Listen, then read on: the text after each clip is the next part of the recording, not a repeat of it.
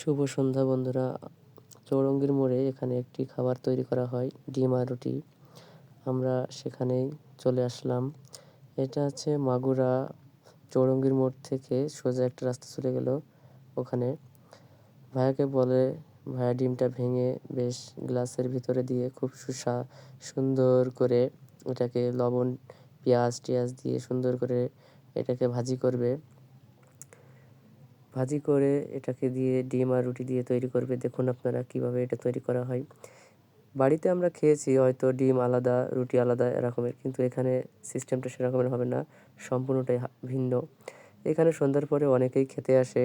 অনেক ধরনের খাবার এখানে পাওয়া যায়, চটপটি, ফুচকা, বার্গার, শিক কাবাব, এভরিথিং অনেক কিছুই পাওয়া যায়।